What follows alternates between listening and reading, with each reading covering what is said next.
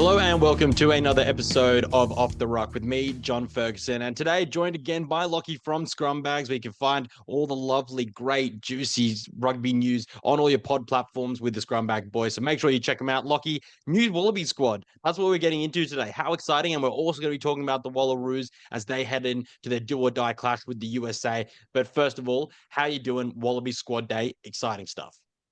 And always exciting when you get a fresh squad. Excited to be back 2 times in a week. We're frequent flyers here, mate. But it's a lot of headlines coming out of the squad, lots of big outs, and a couple of massive returning names as well.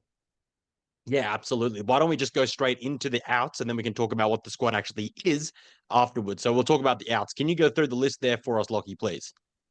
Yeah, hefty list to start with. So we already had a fair stack of Wallabies unavailable for selection prior to the Rugby Championship and to the Lions series. That was Charlie Cowell, Massimo DeLutis, Noah Lolesio, Luke Reimer, and Liam Wright were all on Schmidt's unavailable list. That has more than doubled in the wake of the South Africa League. So the major one and the major headline is obviously Tom Wright's ACL injury. We're looking anywhere between 6 to 12 months based on the recovery of previous elite rugby players. But we've also Jake Gordon still out, hasn't recovered from that hamstring injury to be selected. Dylan Peach is out for an extended period with that broken jaw. We don't know the extent of Ben Donaldson's groin injury yet, so he has not been named to this squad for Argentina.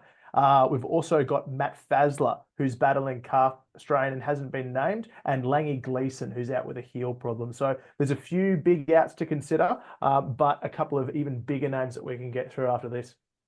Mm. Yeah, no, I think on the outs, I think it's important to mention that Lachie Gleeson's heel isn't necessarily the most serious of the injuries. So that's what I've heard that injury to be. So we're pretty confident that he's going to be back for the All Blacks or sometime around then, which is going to be good because we definitely need that kind of punch. I think also, obviously, as you mentioned, there's more serious ones. I'm hoping to see Tom Wright come back right for Brumbies finals. So that's going to be really important there. And then I think that after we go through that way, it's going to be really important to see how we go when we start looking at the second row stocks, because you mentioned the Will Skelton's out, obviously not an injury, and the hooking stocks as well have changed with Josh Nasser coming in lieu. Oh, sorry, I've already skipped ahead a little bit there, but obviously, as you mentioned, Matt Fesler. So there are some experienced heads leaving with some less experience or some heads that we haven't seen in a while come in. So yeah, we're gonna get all into that. But I think as far as the outs are concerned, there are some serious ones, but there's nothing there that we didn't already know and that we weren't expecting. So thankful for that. Very, very thankful. But as far as the ins, let's rattle off those, Lockie, and then we can get to talking about the whole squad because it's super exciting. Because some of the players are on a faster recovery track than what we believed them to be earlier. It is. It's a really exciting time for Wallabies fans. And you mentioned it briefly before, but it's been pretty widely reported that Will Skelton not available for these two legs, called back into La Rochelle duties. Apparently, conversations are ongoing with Rugby Australia about how his availability looks going forward, but we won't have the big fella for that two-test series. You mentioned earlier as well, Josh Nasser is one of the ins. He joined the squad for South Africa for a short league, but didn't feature. The bigger ins, though, Alan Alatoa back from a shoulder complaint that ruled him out of a good chunk of that Lions series, and after the fact, Tom Liner as well will return from his concussion sustained in the third test. A bit of a rogue shot from Dan Sheehan, but he's back and he's up and he's at him. And Harry Potter, the players that featured in that series as well. He's back from his hamstring injury. But the two inclusions from outside the squad, Josh Canham, who's floated in and out a little bit. Apparently, he will play or is considered to play for the Queensland Premier Final this weekend, but that might be on ice because he's been called back officially into the squad. We're saving the best to last, though. It's Pistol Pete Samu, the sexy pirate, is back in business in Wallaby Gold. He is returning from his almost 2.5 year absence from the Wallaby jersey. It's a massive in for Joe Schmidt. Yeah, I'm super stoked to see him back. He's such a likable character and he's a very great rugby player. So we're keen to have him back in the fold. But let's go there. Let's talk about what this squad actually means and what the ins and outs mean for the wider playing squads tactically, and then also perhaps a little bit more about what we're seeing as personnel shifts. So we are seeing Billy Pollard and Brandon Paenga-Amosa as the clear out and out 1 and 2 hooking choices there up the front. And they're going to be aided by the boost of James Slipper being included and Alan Alatoa being included. That means that our front row stocks are as strong as ever, and everyone is in great, great form. We have the strength and power of Tania Latupo. We have the determination and grit from Slipper and Alan Alatoa. And then we've got the genuine ball running kind of being able to break games open through Angus Bell. It is a great front row, supplanted and also supplemented by Tom Robertson and Zane Nongo, who both did very, very well, all things considered, in South Africa. So the front row stocks are actually looking the best that they have in a very, very long time. Now, tell me what you think about the second row stocks. We have the inclusion of Josh Canham, the stepping out briefly, hopefully, for what we think, with Will Skelton probably coming back for Bledisloe. How do you see that second row strength right now? Because obviously you lose something with Skelton, but Canham's a good operator, and obviously we haven't seen Lukan Salakaia-Loto yet in a Wallabies jersey. He seems to be our sort of repeat focus point is when will Lukan Salakaia-Loto fit into goal because he was such a strong performer during the Lions series. I expect him to slot almost straight into a starting role as that like for Skelton. At least that's what I think I'd be doing with a selector's hat on, but Joe Schmidt's call at the end of the day. So Frost, I think, already has that 4 jersey locked up. Really, it's a battle between, in my view, playing Jeremy Williams as a starter, or does Lukan Salakaia-Loto take that role? Bearing in mind that Salakaia-Loto and Williams can also cover 6, so they're both viable bench options, but additional pressure now with Canham and also Samu adding a lot of their power and their punch and their versatility. So I'm really excited to see the makeup of that second row, and it leads us very nicely into a stacked back row, even without Lachie Gleeson. Yeah, I mean, you've got Pistol Pete there, and I'm still very much of the opinion that he doesn't really fit into Joe Schmidt's mold of play. We have seen the very big number 6, a burly number 6, a line-out option at number 6, and then we've seen the fetcher, the classic Fraser McRae, very much holding that jersey down when he's not been injured, and also obviously Carlo Tizzano, the Prince of the West, really being the kind of the second, the clear choice second. They don't really have another straight-up 7 in there. And then you've got Harry Wilson and Rob Valentini when Tom Hooper hasn't been in such immaculate form, really holding down that 8 jersey. So it's going to be really interesting to see how this back row is going to be operated. And then I think that is very much a like for like. I wrote that on X. I think that Lachie Gleeson swap with Pete Samu there for an injury cover is very much like for like, because you don't see Lachie Gleeson starting very often, and I can't see Pete Samu shunting out any of the starting back row just because he is so versatile, but he doesn't really have any of the killer assets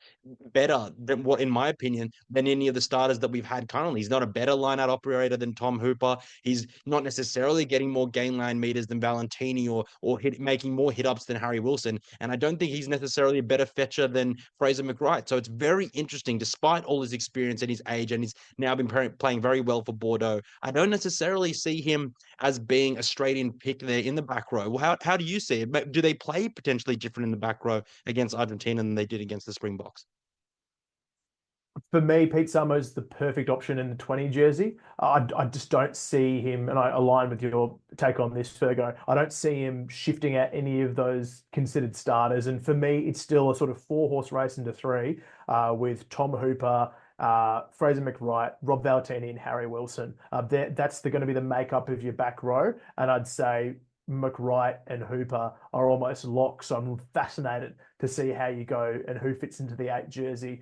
That has ramifications down the line, but Samu, if the mine is the only genuine cover for 6, 7, and 8, maybe you could consider a Nick Champion de Crepney in that same way, but Samu's been doing it at a higher level for longer. So that's the way that I see him coming back into the team. But where can you find the space on that bench? Is there consideration for a 6-2 against that aggressive RG pack? I really don't know how it's going to play out. So I'm keeping a very weather eye out for any whispers from Wallaby camp, Fergo.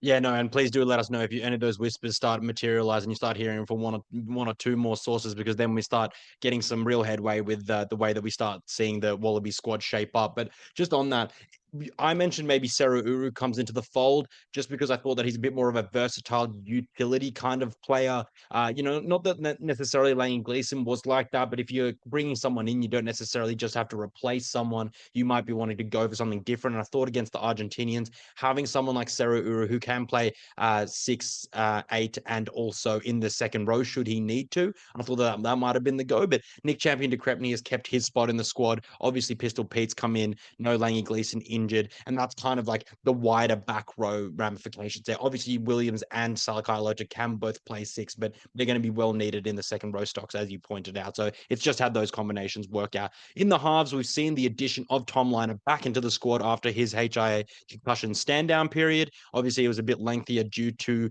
the amount of concussions that he's had this year, which is we don't want to see anymore for the rest of 2025. So thank you very much. Avoid putting your head into people's hips, please, Tom. And Tane Edmed retains his spot with, as you mentioned, Ben Donaldson not being able to have that adductor strain or injury fully heal yet, which is unfortunate. But then they've kept Nick White, still being kept out of retirement. Ryan Lonergan retains his spot with Tate McDermott. This is surely when we're going to see Ryan Lonergan. What are you seeing from the halves there, Lockie? It all depends, right? The nine is dependent on the 10, the 10 selection is dependent on the nine. I would love to see Tom Liner back into running the cutter with the support of James O'Connor behind him. I think that's the way that a lot of, particularly people north of the Tweed, would like to see it with an All Reds combo. But we saw how important Nick White's kicking game was in South Africa, and the Argies are no slouches. They absolutely smashed the Kiwis with their aerial bombardment in Buenos Aires, and we're going to need a kicking option of our own. So whether it's Liner combining with White, it would be a different and unusual start. They only had about a half together during that third test against the Lions. That's all we've seen from them. So is that reprised? But the question that's on your lips, I can tell, is will Ryan Lonergan get a spot in at 23? And I honestly don't know. I don't know if he's going to force his way past the two of them. If White's fully fit, I think he does start. And McDermott's been injecting such pace off the bench that it's a hard combination to budge out. Can you see a world in which Lonergan does get his crack? The only way that I see that he gets his crack is probably off the bench, and I wouldn't because Lonergan hasn't played within the tens. It's not necessarily a kind of trying to find him with someone that he's played with. But I tell you who he's going to play a lot of rugby with next year. That's Tane Edmed. So if Joe Schmidt has any sort of mind towards the future, and if Bernie Larkham has any sort of wishes to be able to be to ask Joe Schmidt, he'd be saying, can you give those guys a go in the second half, because I want to see what I'm dealing with here. Obviously, we know what they individually can bring as their skill sets, and Ryan Lonergan is also a goal kicker. So having both Tane Edmed, having both and obviously Ryan Lonergan, and possibly a third option there on the field if you have Jock dropping back to fullback or whatever. Should there be a moment for that? I'm not saying that's what I'm vouching for, but should that be the case? 3 goal kickers, that's a pretty decent bunch to have on there. Moving into the centers, no real changes in the centers at all whatsoever. You've got Suali'i, Ikitau, and Hunter Paisami, as well as Hamish Stewart, who was brought in earlier during the South Africa leg, but is now actually part of the full squad. Obviously, Josh Fluke, bit of a utility. He can play outside center. He can play wing. That's the center combinations. I can't see that changing anything, but I'm really hoping to see Hunter Paisami get a go, because he was massive for the Reds against the British and Irish Lions, and that's the last rugby that he played. So you need to have some options to be able to rotate depth, to be able to be crossed in the wider squad, and Hunter Paisami is a test level 12. So I'm really keen to see him in there. Any comments on the centers before we move to the back three, which had a big reshuffle?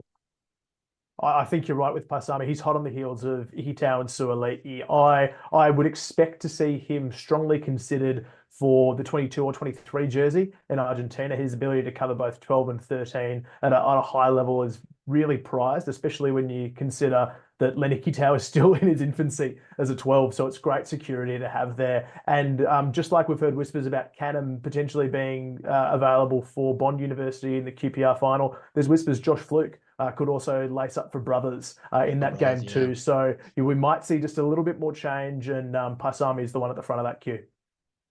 Yeah, no, I'm super excited. He's one of the best players. He punches way above his weight. He's very much in the Sione Tuipulotu mold. Very diverse skill set now that he's grown over the years. So I'd love to see a little bit of Hunter Paisami in there. Now into the back three. Miraculous recovery from a hamstring injury that I thought that it was going to see him out till at least November. Harry Potter, he's back and he's absolutely stinging. He's going to go, and I mean, he's the one that the Wallabies chucked up for a press conference after the team announcement. So I'm sure that they've questioned him a little bit about that hamstring and how it's going. And I think that he, along with Corey Toole, has been retained. Obviously, Andrew Kellaway. We've got Josh Fluke there in the utilities. Max Jorgensen. it is really exciting. They haven't necessarily brought in any more people to supplant that. They've got Fluke there. You've got a very, very stable and strong and very, very quick back three. And then who I think you and I discussed last time with Andrew Kellaway at the back. It's an exciting time to be a Wallabies player because the line looks pretty stellar. Yeah, if that back three, only one position's really a lock, and that's Jorgo in whichever wing he feels like Mm. wearing at this stage, Fergo. I think you're right. Potter's an interesting case because we say his experience, he's come off form, but he's only got 5 Test caps as well. He's still very early in his career. And when you consider someone with a little bit more experience, like a Filippo Dalgunu, who can slot into a wing and was really strongly preferred by Joe Schmidt all through 2024 before he was injured as well. There's a lot of people who are trying to force their way back in and capitalize on the big outs with Dylan Peach's jaw injury. So I'm not sure for certain who's going to partner Jorgensen on the other wing. What I'm fairly certain about is that AK wears the 15 at the back. That is an enormous amount of caps, 43 caps that you cannot replace. And you need a calm guiding voice in there who's comfortable kicking, comfortable switching across and working in that U defensive shape at the back to ensure that all kicks are covered. So I think we'll see Kellaway there. And then it just really opens up who wears sort of that left wing position. It's going to be a 2-horse race, I think, between Corey Toole and Filippo Dalguna. I feel like they're going to take a little bit of time to get Potter back into things. But after Toole's performance in South Africa, it's a hard call to drop him. Yeah, I mean, I totally agree. The debut was amazing, and I agree with not having to rush Harry Potter back because just like with Alan Alatoa, we've seen now that Zane Nongo can absolutely hold that down and in the scrum. And I promise you that if Zane Nongo can hold it against the Springboks and be able to survive that scrum, he can do it against the Argentinians, which got absolutely demolished by Ethan de Groot in the first test, as well as Fletcher Newell. So they're really, really good across that mini series for the All Blacks and the scrummaging stocks. But I think that Zane Nongo and Tom Robertson, they've been scrummaging against these guys throughout the whole Super Rugby Pacific, and they've done pretty decently. So, and they've survived South Africa, the South African Springboks, and their bomb squad. So I think they're going to be able to hold that down if they don't want to rush someone like Alan Alatoa in the first week, or they do want to get some game time into him in the second week. And then likewise with Harry Potter, I don't know if you necessarily risk him or rush him, as you mentioned there. And I think that why not stick with Corey Tools, an extremely fast winger, and we know that Delgi and Mateo Carreras, the two wingers for the South Africans, for the Argentinians, are just as quick as the South African scrum cap wearing whippets on the wings. So I think speed v speed. I can see with this squad, it's not necessary. It feels a little bit lighter. I don't know. It just does. This Wallaby squad, it feels a little bit lighter. Not that there's been a big change of personnel, but I think that the Argentinians play some abrasive, fast rugby. They've got players that can attack from everywhere. Garcia, the halfback, has been on some stellar form. So I think that the Wallabies are definitely going to have to be better at the kick receipt, and that's something they were working on throughout the whole of the South Africa leg.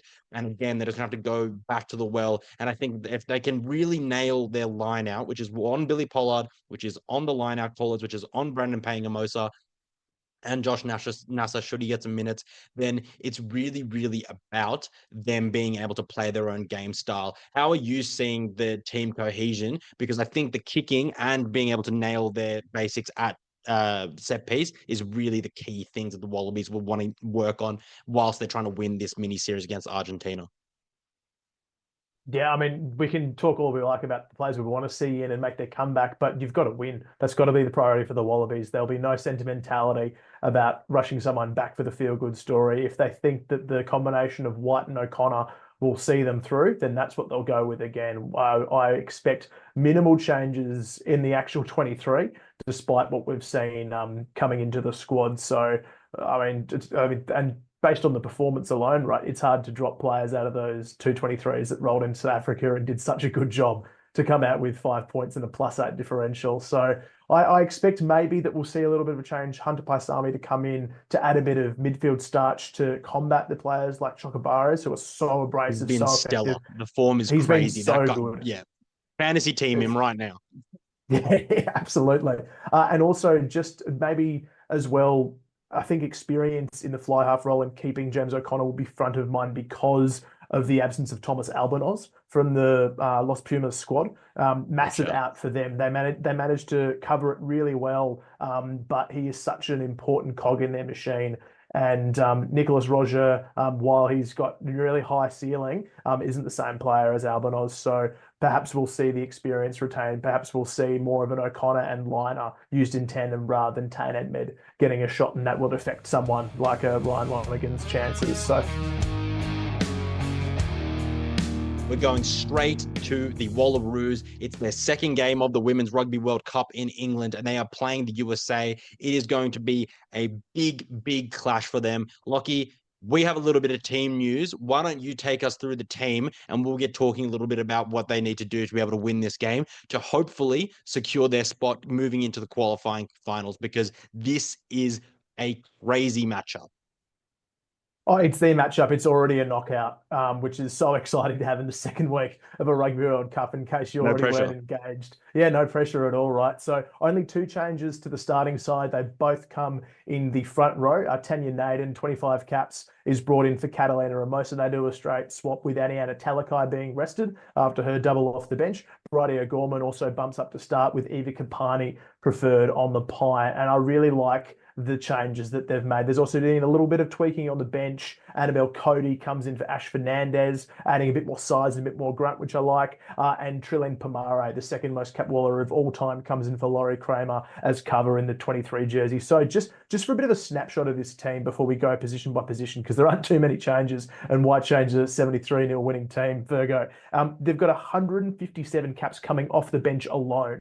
So massive ins with Eva Kapani, Ash Masters, Lane Morgan, and Trill Pomare, all 38 plus caps. It's a massive call and a massive shift from Joe Yap to say we need game drivers not just to start but to close out the game against the USA. It's a hugely important clash, and I'm keen to get your thoughts on the layout of this team.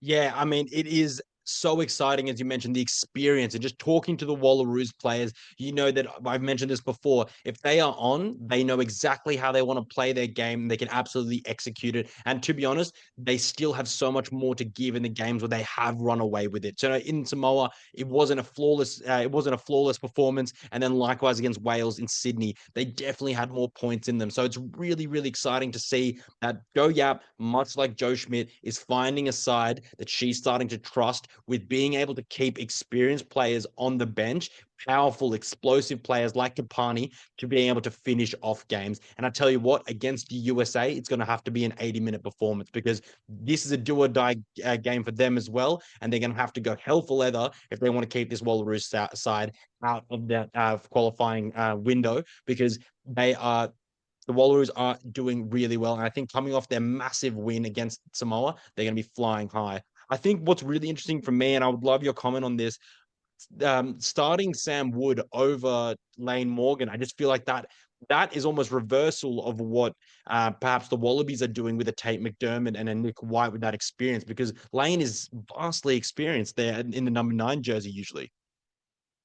And that's the experience that you need to close out games. It doesn't matter how they do it; they just need to get the win right. So having Sam Wood's goal kicking, she's probably the longest range goal kicker they've got on the field, is essential to start. I can see them banking threes wherever they can possible to build pressure. And I also like the calm that Sammy Wood brings. Elaine Morgan, a very experienced operator, so quick off the ruck. But Sam Wood's got that presence about her, and I really like the combination that she's starting to build with Vitala Maleka, a bit of fire and ice, which I like to see. But having Lane Morgan to come on, Trill Mamare to come on as well and close out a game, so important. And I love the experience that they've got stacked, not just across the back line in those key positions, but up front in the pack, you've got 4 starting players with 30 plus caps and another 2 to come off the bench. I don't think the Wallaroos can be better prepared to what they're going to face against the US. And if I may, if they can shut down just 2 players, they're going to be in with a huge chance. You shut down Aleph Kelter, as we mentioned last week, and you're in with a huge shot, and they've got to take out Hope Rogers in the front row. Those 2 are the linchpins to everything good the US does. And I reckon there'll be 2 players with red circles around them on the whiteboard.